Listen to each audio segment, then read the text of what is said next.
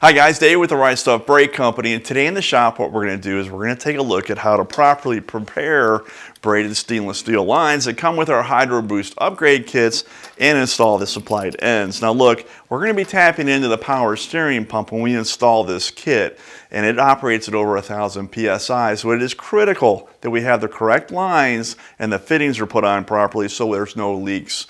A leak could be catastrophic. Look, this thing not only powers your power steering, but now it's going to power your brakes. So in today's video, I'm going to show you how to prepare the line and install the ends and cut it so that you can install these properly for a leak-free finish and get your project back on the road. Now, as mentioned, the supplied lines are for high pressure feed side. These braided lines are Teflon lined and have a stainless steel braided outer skin that helps control any kind of bulging that would take place under pressure. These are very safe lines to use under high pressure situations. If you look at the line that I have in front of me, what you're going to see is the ends have already been cut, but they're frayed. They splay out. And what we're trying to do is we're going to try to fit that end into this beveled piece right here, okay? This is the female side of things. You're going to put this line into this fitting. With this frayed end, there's no way we're going to be able to stuff this line into this end, so we're going to have to cut this thing.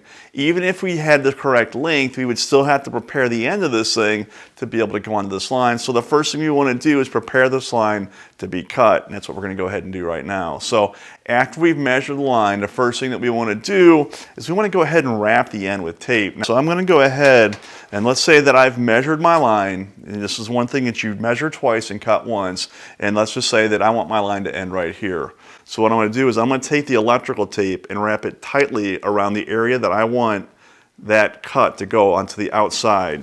And what this electrical tape is going to do is it's going to hold this braided stainless steel line in check so that it doesn't splay out. I'm going to go ahead and go around it a couple of times, and then I'm going to go ahead and cut the tape.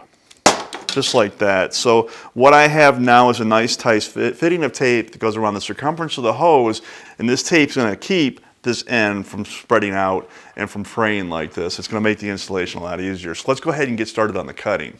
Now, when the cutting comes to cutting, you can use a couple of different tools. What you can use is either a Dremel, which is something that I recommend, or either a cutoff tool. Look, this is going to make a nice clean cut, not only on the stainless steel, but also with the Teflon.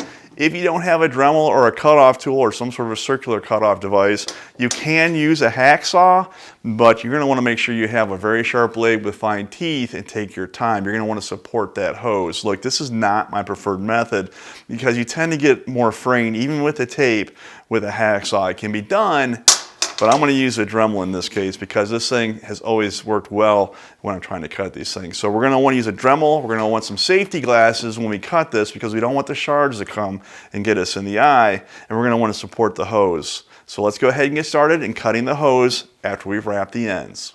Okay, so what I've done is I've gone ahead and drawn a silver line through the black masking tape, which is going to be the area I'm going to cut. We're going to have this area go away. We're going to keep this area nice and tightly wound with the tape as we start to cut. So make sure you're wearing your safety glasses. Again, we don't want any of these stainless steel shards in our eyes as we're cutting it. Go ahead and turn on the Dremel. We're going to make a nice clean cut. Take your time. You're cutting through the stainless steel and also the Teflon inner liner. So let's go ahead and get started. We want to make a nice clean cut.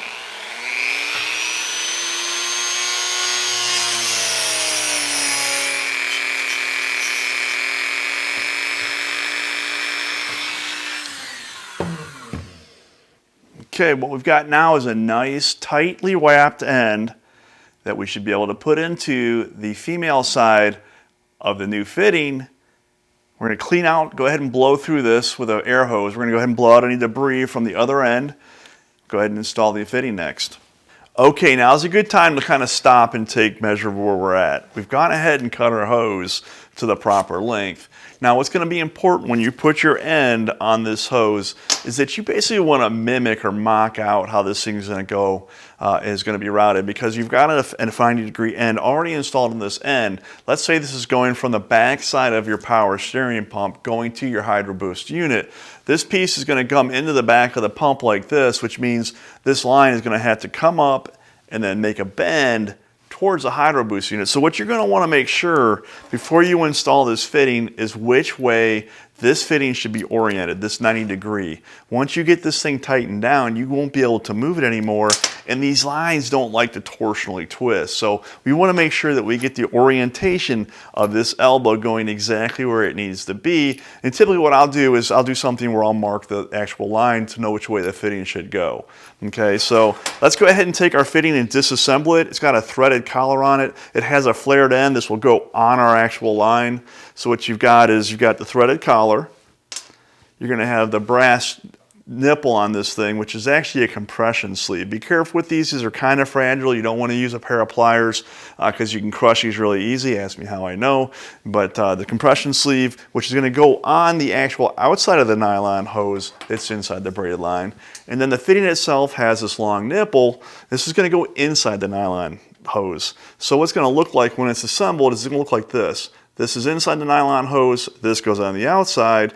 Then as you push this in and you tighten this down, create a leak-free finish between the inside of this and the actual ferrule itself. So let's go ahead, I'm gonna go ahead and put this collar, this removable sleeve, if you will, on this hose. We're gonna go ahead and leave the tape on for a moment. It makes it easier to put this thing on.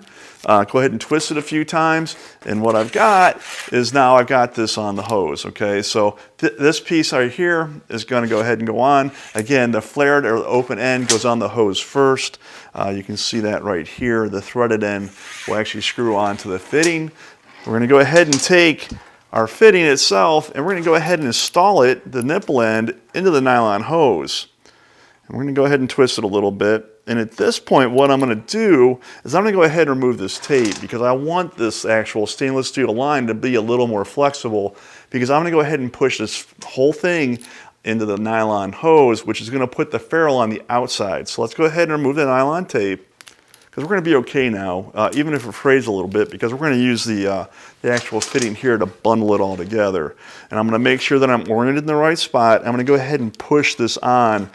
I want that ferrule to actually fit along the outside, and I can tell that it has, because as I start to extract the actual nipple out of the hose, the ferrule's staying put, okay? So this thing is actually on the outside, the nipple's on the inside, and what we're gonna do then is we're gonna go ahead and take this part right here, and we're gonna start to finger tighten thread it on there. Okay, we're gonna thread it on until it can't go any further, and what it's doing is it's pulling that ferrule into the hose as we do that. And then I'm going to take 2 wrenches, they're both 11/16. I'm going to put one on the fitting itself, again making sure I'm oriented in the position that I want it to face when it's finally assembled. And I'm going to go ahead and tighten the adjustable end down, again, which is going to pull that ferrule into that line, and we're going to get a nice tight fit on this fittings. And that, guys, is how you install ends on your braided stainless steel lines properly. Look, just make sure you cut your lines correctly to length, you get the end oriented correctly, and be careful when you're cutting the ends, okay? You never want to cut it too short. You can always take a little bit more off. As a matter of fact, my recommendation would be leave it a bit longer than you think it needs, as long as it won't be in the way of any kind of belts or moving parts, because you might have to make some adjustments in regards to the routing at some point. And again, once you cut this stuff, you can't go back. Guys, I hope this video was helpful. You enjoy your Hydro Boost, and if you have any further questions, please give us a call or go to 1-800-GET-THIS-BRAKES, and we'll be happy to answer your questions.